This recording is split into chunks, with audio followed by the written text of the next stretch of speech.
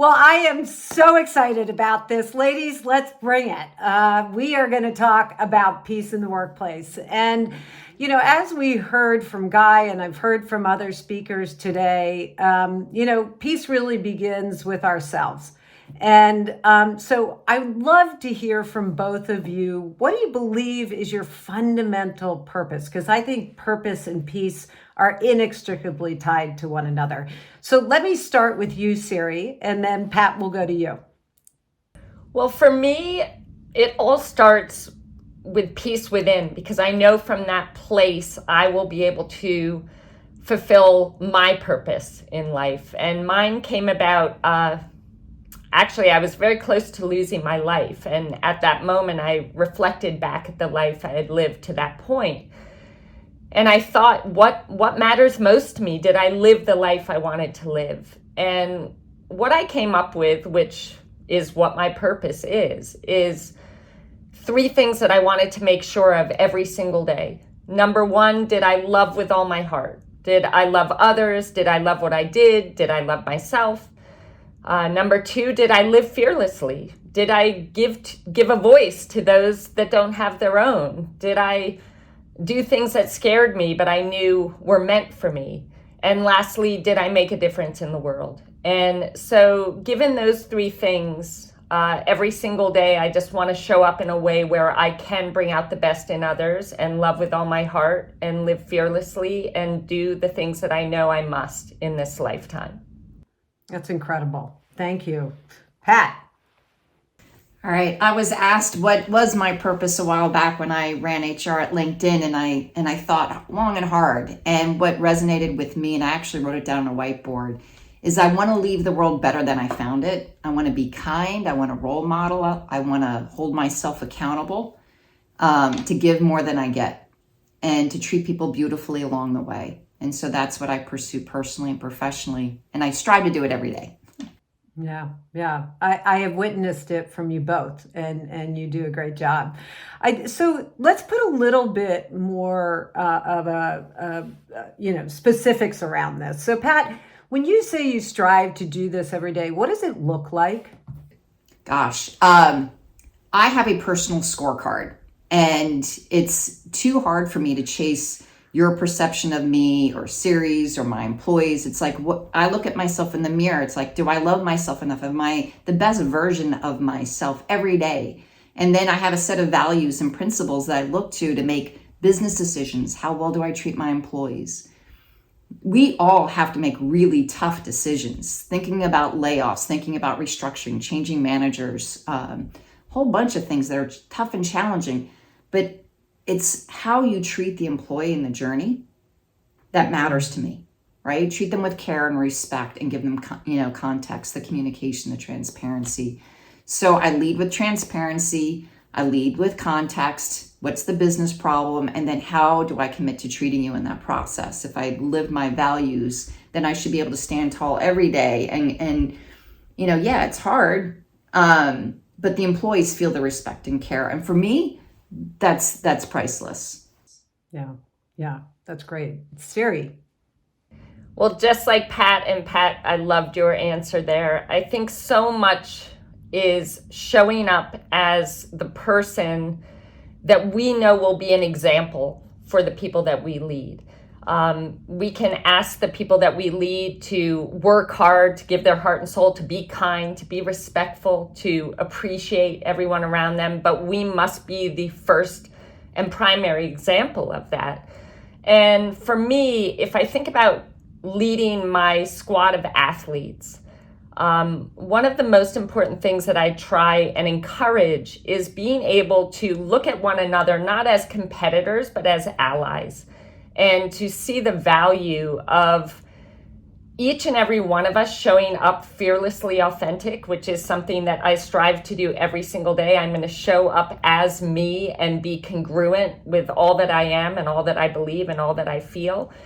And as I encourage my squad of athletes to do the same and to look at one another as allies, being able to bring out the best in each other, because in the workplace, if we're looking at our teammates as only competitors and wanting to be better than they are, wanting to beat them in some way, shape, or form, that's not bringing out the best in ourselves and in each other. But if we look at each other as, if we can learn not just from our leader, but from one another, that is going to take all of us to the next level. Together we can become so much more. So I strive to encourage people to really value and respect and honor each authentic person and all that they have to offer, and use that to become the very best that we can be individually and in the collective. Yeah, what you both said, it just so resonates with me, because I think that, I've been in environments when I was younger in my career where leaders really shaped that mentality that both of you just talked about. And I've been in environments, that leaders didn't think about people or have people at the center, and they had profit at the center. And I've been in environments where it was all about people and understanding, how incredible the team was. And there was effort into really understanding the unique qualities of each individual. And those environments thrive. So there is this notion, and I want you to comment on this a little bit in how you lead today, is there are environments where we can be fiercely competitive and ambitious, but the competitors are outside. They're not sitting next to you, right? And then there are environments and cultures that are bred that the competition is sitting right next to you. And I know you both have experienced this younger in your careers and now in very senior roles. Talk a little bit about that journey for you and how this has informed how you lead. We'll start with you, Pat. Sure. So I learned a little while back that even in my own profession, the care and nurturing of the employee experience, right? Like we should all be in. I found some of my peers not sharing their best practices or lessons learned. Like, why am I hitting the same plexiglass wall you just hit? Why couldn't you share that mistake with me? Why couldn't you help me make the journey for my employees, my decision making better for good? That stumped me. And so what I changed is my whole mantra. And I'm like, I give shamelessly. I am completely transparent in whatever I do. And I copy shamelessly things that work. And I share my mistakes. And I tell my peers and I tell my employees that we should never compete on how well we treat our employees. None of our practices are material, confidential. They are what we expect to do every day. We should compete in our products and services. Now, if you think about work, the reason why I got into HR, I just fell in love with it. And one thing that my uncle taught me was that 80% of a company's OpEx is the cost of talent. That's on average globally. That holds true today. And if you're a consulting firm, it's 100% the cost of talent. Yeah. So if you think how well you treat and engage your employees doesn't matter, think about that cost in running business and how well you treat your employees. They will run mountains with you, in front of you, beside you. They'll lift you up if you make a mistake. I have more care when I'm vulnerable, when I role model, and when I show my intent to nurture them through tough times. That, to me, is the magic, right? I don't want to compete on a process. I don't want to compete on a benefit package. I want to compete in the marketplace, and inside the company, I want you to feel a sense of belonging, sense of care, and definitely respect for all. God, I love that. Siri, I know that resonates with you as well. Oh my God, Pat, every word that you're saying, I think there's such strength in vulnerability. First, I want to touch on that. Sometimes we think that vulnerability is weakness, but when we show up as leaders and we talk about having fear, we talk about having anxiety, we talk about our tough times, our team can see the possibility of themselves in us. Plus, there's that psychological safety that comes with knowing that, hey, I expect you to make mistakes. And when we fail or we make mistakes, that's when we learn. That's when we grow. That's when we make progress. That's how we become the people that we need to become to achieve the ultimate goals that we have. So I love that, Pat, that willingness to be vulnerable which then gives everyone in the organization permission to do the same, which is so important because in that space, we become empowered. We don't feel alone in our fear. We don't feel alone in our anxiety. And because we are empowered, we can then do so much more. But it's that ability to see the unique abilities, strengths in everyone else on the team. And, you know, for me, coaching a squad of athletes, I'll never forget in the year 2014, I had 6 of the very best athletes in the world, all from different countries, different backgrounds, different ways of doing things. And I brought them together, and initially there was a lot of resistance. You know, I'm racing her next weekend. Like, I don't want her to see what my strengths are. I don't want her to see what I'm weak at. And I not only encouraged, but demanded that they all come together and see each other as that special thing that is going to take them to the next level and see them being better than everyone else in the world.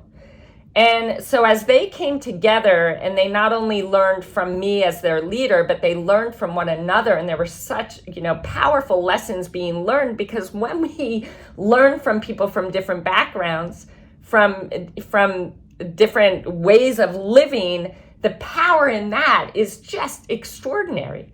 And that year at the Ironman World Championships, all 6 of my athletes came in the top 15, and they also won the gold and the bronze medal on that day.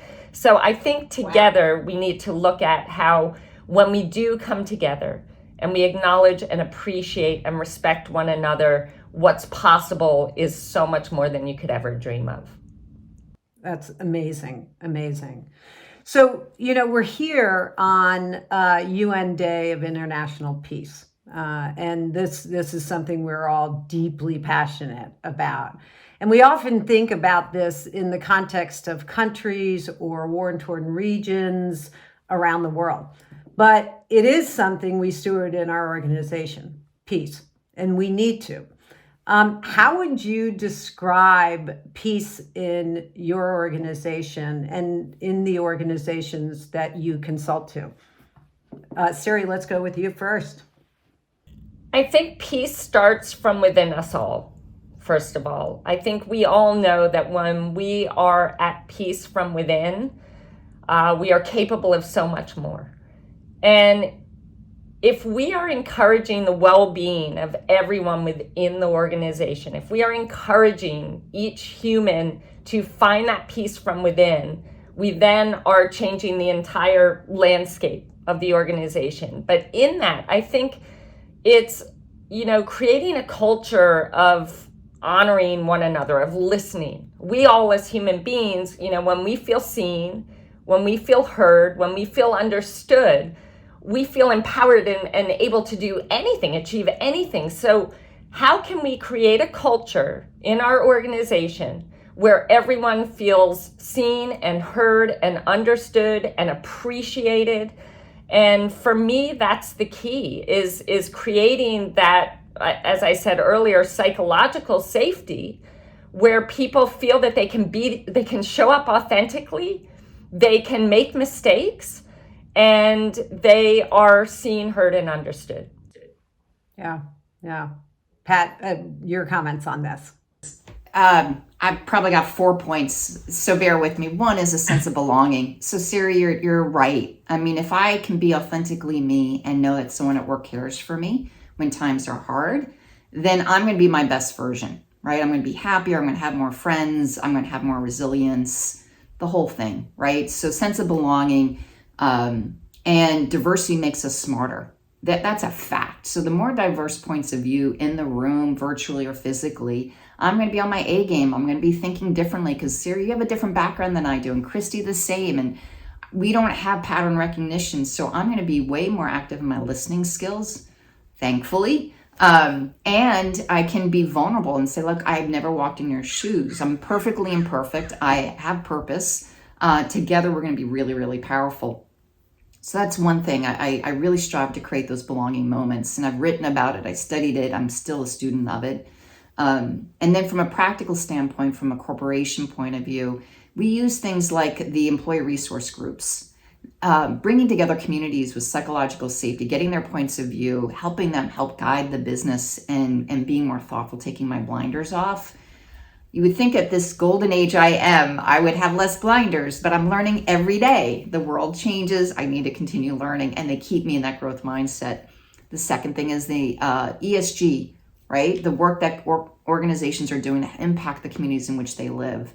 I know that when you give to the world, you get, right? I know when you give that small step of care to someone else, you actually get a lot in return. And giving that momentum in an organization feeds that soul. And then really, hate to say it, hold you accountable to those values that the organization says. And there's cost. Either you believe in my values and you walk the hallways virtually or otherwise the right way. And if you don't, you have to leave, either on your own terms or on my terms. But you have to create a culture that is safe, right? And holds people accountable to those things. Still being uniquely you, but treating people fairly and carefully and with respect. Can I add to that, Christy? Yeah, please jump in. This acknowledging this ability to understand why this matters to every single person within the organization. So if I use my squad of athletes as an example, going into that world championship race, for all 6 of them, this race mattered to them for different reasons. And because of that, my pre-race pep talk was totally different for each one of them. For one of them, it's like, go as hard as you can, let's go faster than you ever have. For others, oh my God, inspire, you're gonna give hope to younger versions of you. Every single person had a different pep talk. And if we as leaders can really, improve our listening to understand why this matters to each person, then the vision we can speak about it in different ways so that every single person feels so deeply committed to it. But in order to do that, we need to understand the why behind why they're there, why this matters to them.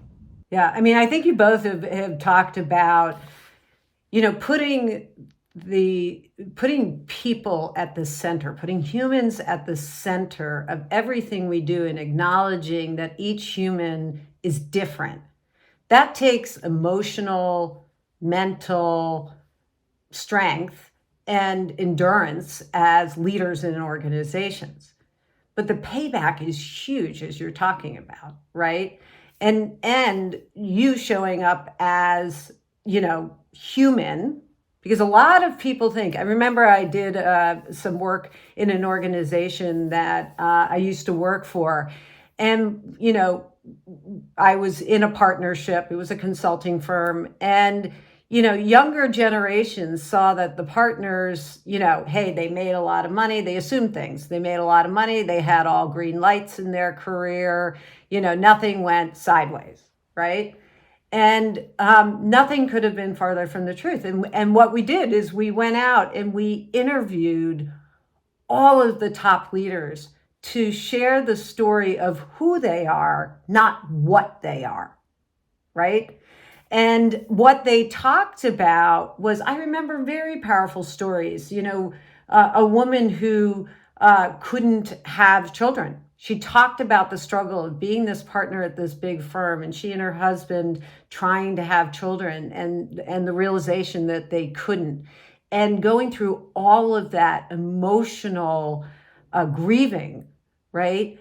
She was going through and in fact covering, right?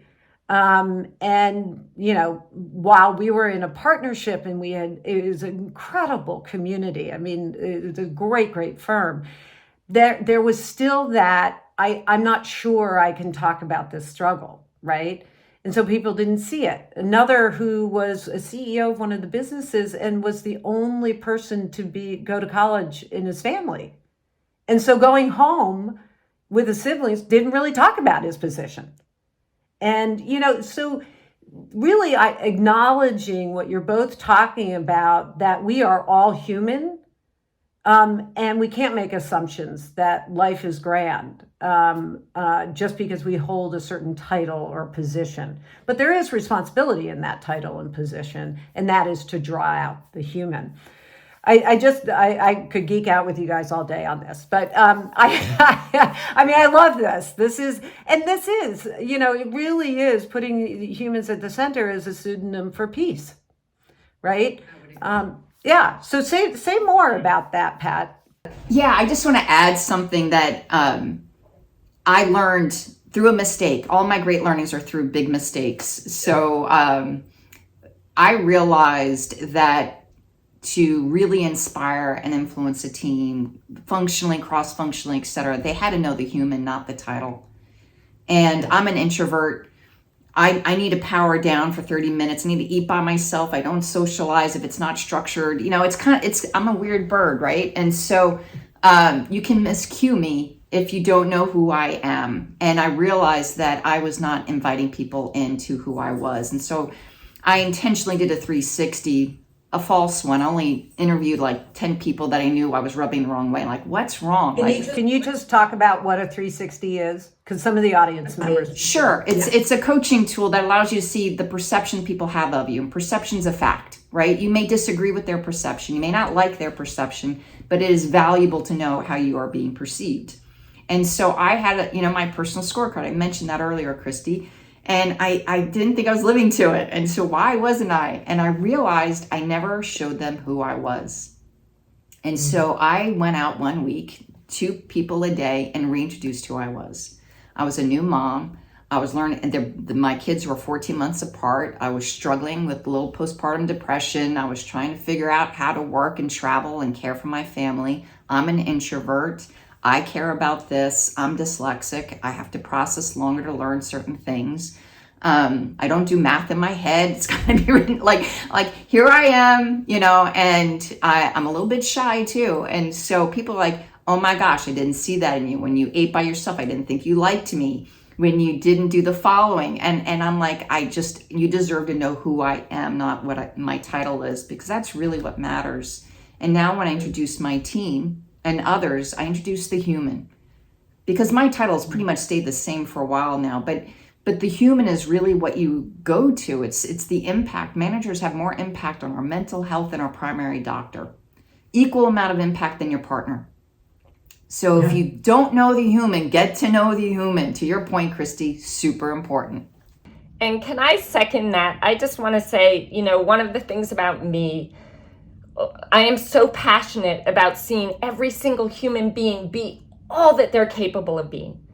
And if that is something, and I know this is what matters to all of us here, we must allow people to see the possibility of themselves in us. And because of that, we have to be human.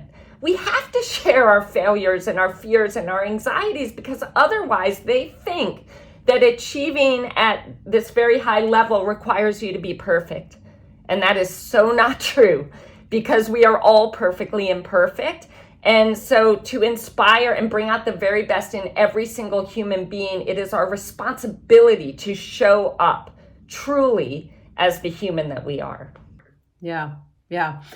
I have so many questions, and we're never going to get to all of them. But let me ask you. I've got, one thing that has become post-pandemic more frequent that we're talking about in corporations is mental health. And mental health is really declining year over year. In fact, the impact on the global economy can be measured to be more than $1 trillion lost in productivity a year, which is staggering.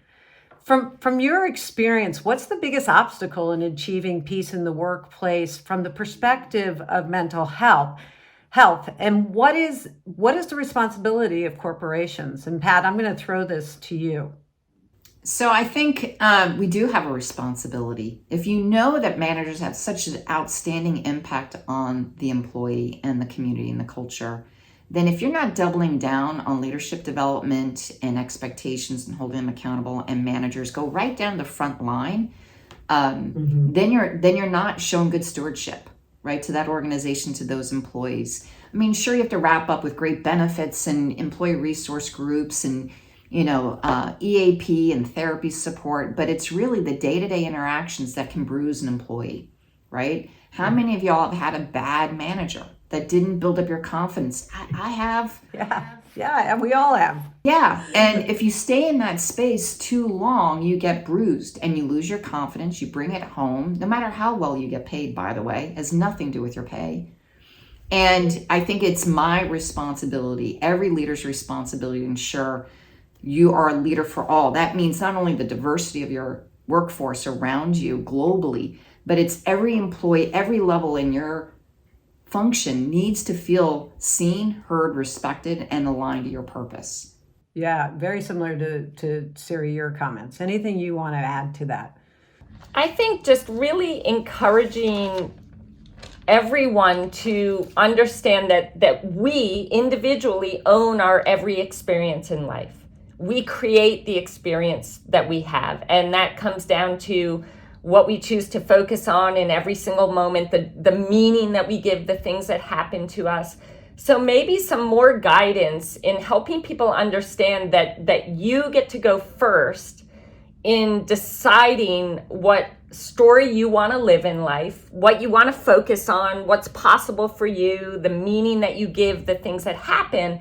And let's encourage people and guide them to focusing on everything that is right versus everything that's wrong, everything we have versus everything that's missing, everything that we can control versus everything that we can't. Because I think if we can help guide each individual to being the champion of their own mindset first, then that in itself will change the entire energy of the organization.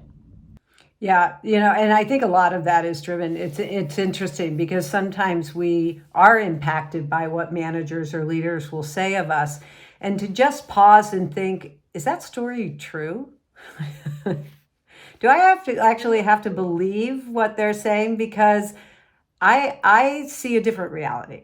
Right. And I think, our friend Michael Gervais, who I think is brilliant, is releasing a book on this notion of fear of other people's opinion and how we have to really divorce ourselves from other people's opinions. Right. I mean, I've just left what was a great job to pursue a different life. And I know there are people out there like, why would she ever have done that? Right? They think I'm crazy. And, so I think fear of other people's opinion is huge in terms of our mental health and our sense of self. We've got a couple of minutes left, 5 minutes left, and I've got like 60 questions, but I'm gonna zero in on one that I think is really important. And Pat, I'd love both of you to respond to this. But, I have seen, certainly we've all seen with the lines between the private sector, so corporations and organizations, and the public sector are really blurring in terms of social and environmental issues. We've seen this in terms of corporations taking stances on things like racial equality, LGBTQ rights, Black Lives Matter, the Ukraine-Russian war, climate change, all of these things. And I think this blurring of the lines has been so good for public discourse and for finding peace in the world. What do you think the role of companies should be in these efforts, Pat? We have a role. We have a purpose. It's the challenge of finding that purpose, because if you're trying to be all things to all people, you actually are doing nothing. You have to be aligned with what the business purpose is, making sure it aligns with the customer, aligns with your product or services. So it's a natural ecosystem in which to care. For UKG, I mean, we're an HCM, technology for employees. And so, we believed in pay equity. Right. And so we have a Close a Gap initiative. We work with the National Men's Soccer League on that pay equity, make sure they are paid fairly like the men. And so, but that's aligned with the company's purpose. It's clear. We tell the employees. And so we will pursue 2-3 things globally that are aligned to our business. Now, the trick is, Christy, is to create avenues for employees to do things at the local community level. Right? It's to volunteer. It's to give them the connection when there's, economic issues, concerns in their communities, how do they reach out and support them? We create the connectors. So there's an avenue. And then we lean again on the ERGs to help us. Like each month we're in learning, each month we're in care. Like how do we support? And we actually have an ERG called CARES, which I just love. And I learn all the time from them. And so if we align to 2 or 3 things as a company, it's aligned to the company's purpose and culture and the customer. And then you give freedom of choice to the employee where it matters to them personally, you are going to have more harmony and more impact. Yeah. Yeah. Siri, what do you think corporations should do around these efforts? I agree completely that it's freedom of choice, and it's just honoring each individual and what they care about. Because if adding a cause for them brings out the best in them and the work that they're doing, then that's fantastic. Whether the organization on the whole takes it on, I mean, I agree with Pat that it must be in alignment with the organization's values, but let's support the people that are out doing work for these causes, even if it's not a big organizational cause that is being supported. Still support that individual in their passion and allow them to use that to add fuel to the work that they do. I've been introduced to a new company that I think is really cool in doing this right, and we're going to see more of this. And it's on the consulting end of things, Modern Executive Solutions, and they literally give a portion of whatever is paid to them from either a talent strategy or executive search to an organization, a nonprofit that the company that they're working with. And it's not 10%. It is considerably more than that. And so the economy they're playing in is philanthropy. The skill that they bring to it is in either talent solutions or executive search. I think that's just brilliant. And we're going to see more of those. In the the 30 seconds that we have left, what piece of advice would you give to people listening to find peace in the workplace? Let's start with you, Siri. Find peace from within. First and foremost, live the story in life you want to live. Show up as he or her and be all that she would be to create peace in her life that then brings peace into the workplace. Love it. I'd say yes, and create belonging moments for others, right? If someone cares about you at work and is there for you in tough times, you're going to feel more at peace and you'll pay it forward. Awesome. I just got to say that I just love you both. And I am so honored to have been in this session with you. And you are shining examples of what leadership should be in the world and in our organization. So thank you for your time.